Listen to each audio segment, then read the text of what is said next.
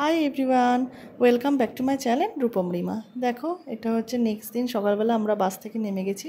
তখন ঘড়িতে 7টা মতো বাজে। আমরা গাড়িতে ওয়েট করছি। যারা আমাদের সাথে যাচ্ছিল তাদের একটু বাসে প্রবলেম হয়েছিল বলে তারা 7টার সময় আসতে পারেনি, তারা ঠিক 9টার সময় এসেছে। তাই জন্য আমরা তাদের জন্য ওয়েট করছিলাম। আর এই দেখো, তারা আসার পর আমাদের গাড়ি ছেড়েও দিয়েছে পাহাড়ে ওঠার উদ্দেশ্যে। আমরা যাচ্ছি কালিম্পংয়ের ছোট্ট একটি গ্রাম বা অফবিট প্লেসও বলতে পারো, সান্তুক।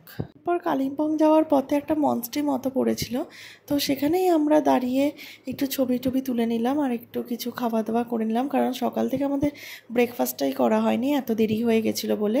আর অনেকটাই দূর, প্রায় এনজিপি থেকে 3-3.5 ঘন্টা লেগে গেছিলো আমাদের সান্তুক পৌঁছাতে। পাশে ভিউটা খুব সুন্দর ছিল, কিন্তু মেঘলা থাকার কারণে সেগুলো আমরা ঠিকঠাক করে দেখতেও পারিনি বা ক্যামেরা বন্দিও হয়ে ওঠেনি। যা দেখেছি ওই নর্মাল চোখেই। আর এই জায়গাটার নামটা আমার এখন মনে নেই, তখন বলেছিল, কিন্তু অনেকদিন হয়ে যাওয়ার পরে ভুলে গেছি আমি নাম। বেটুকে দেখো, বেটুর নাম হচ্ছে আখি। ও এতটাই আনন্দ পেয়েছিল ওর প্রথমবার এটা পাহাড়ে আসা, সেটা ওকে দেখেই বোঝা যাচ্ছে। তারপরে আমরা একটু পুরোটা ঘুরে ফটো টটো তুলে তারপরে আমরা আবার আমাদের হোমস্টে যাওয়ার উদ্দেশ্যে রওনা হলাম। কিন্তু এত জ্যাম ছিল যে পৌঁছাতে পৌঁছাতে আমাদের প্রায় 1:30 থেকে 2টো মতো বেজে গেছিলো। এই যে আমরা এবার গাড়ি থেকে নেমে লাগেজপত্র সব নিয়ে হোমস্টের উদ্দেশ্যে যাচ্ছি। এটা হচ্ছে সান্তুকের হোমস্টেটার নাম ছিল রিভারস্টোন রিট্রিট অ্যাডভেঞ্চার হোমস্টে। চলো পুরো হোমস্টেটা তোমাদের ঘুরিয়ে দেখাই। পাহাড়ি এলাকায় তো জলের প্রচুর কষ্ট, তাই এরকম 2টো চৌবাচ্চা মতো ছিল, এখানে ওরা জল স্টোরেজ করে। ডান দিকে চলে গেলে আমাদের হোমস্টেটা, যেটা তোমাদের আমি দেখাবো, আর এই বাঁদিকে চলে গেলে এটাও আর একটা হোমস্টেটা ভীষণ সুন্দর। আর যেটা এই মাচা করা দেখছো, এখানে আড্ডা দেওয়ার জন্য দারুণ সুন্দর জায়গা। পাহাড়ের ভিউ দেখতে দেখতে যখন নেটে ফার্স্ট এই হোমস্টেটার ফটো দেখি প্রায় 1 বছর আগে, আমার এই দুটো জায়গা খুব পছন্দ হয়েছিল। এই দুটো জায়গা দেখি আমি দেবাঞ্জনকে বলেছিলাম যে আমি এই জায়গায় যেতে চাই, কিন্তু লাস্ট 1 বছর ধরে যখনই ঠিক করি কোনো না কোনো কারণে যেতে পারি না, কোনো না কোনো কারণে আমাদের বাধা পড়ে। কিন্তু এবার যখন আমরা ঠিক করি, এবারও আমাদের বাধা পড়ে, কিন্তু অ্যাট লাস্ট আমরা এসেছি, মানে আমি দেখতে পেয়েছি। আর আমার তো এই হোমস্টেটা ভীষণ ভালো লেগেছে। এমনকি আমরা যেই রুমে ছিলাম সেই রুমটা দারুণ, তোমরা এখানে দেখতেই পাবে। আমার তো খুব খুব খুব পছন্দ হয়েছে। আমাদের হোমস্টে থেকে সোজা নিচে নেমে গেলে ঠিক এরকম ভিউ লাগে, তাও একটু আকাশটা মেঘলা ছিল বলে পুরো ভিউটা বোঝা যাচ্ছে না। আর নিচ থেকে আমাদের হোমস্টেটা আর ওই দুটো ফটো তোলার স্পটটা ঠিক এরকমই দেখতে লাগে। রুমটা ফাঁকা থাকার কারণে আমাদের পুরোটাই মনে হচ্ছিলো যে আমাদের নিজেদেরই।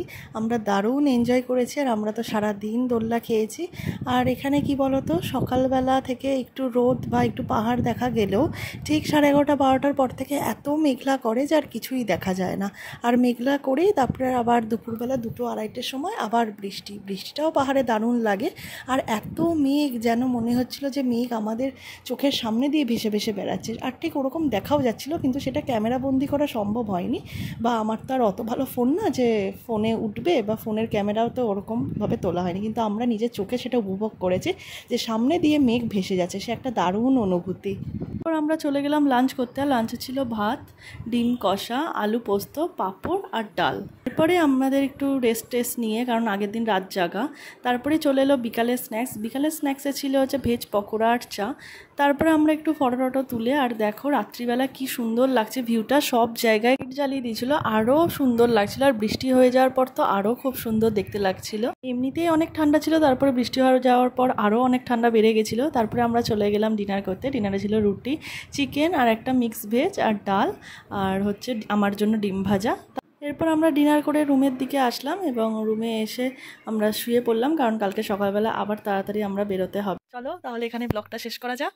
অনেক রাত হয়েছে, এবার ঘুমিয়ে পড়ি, কালকে আবার অন্য জায়গায় ঘুরতে যাব। টাটা, গুড নাইট বলো। Tata, heavy good night. তারপরে আবার কালকে সকালে উঠবো, দেখা হবে, তারপরে দেখা হবে তোমাদের সাথে। Tata tata, tata, good night. আমি এখন ঘুমিয়ে পড়ি। হ্যাঁ।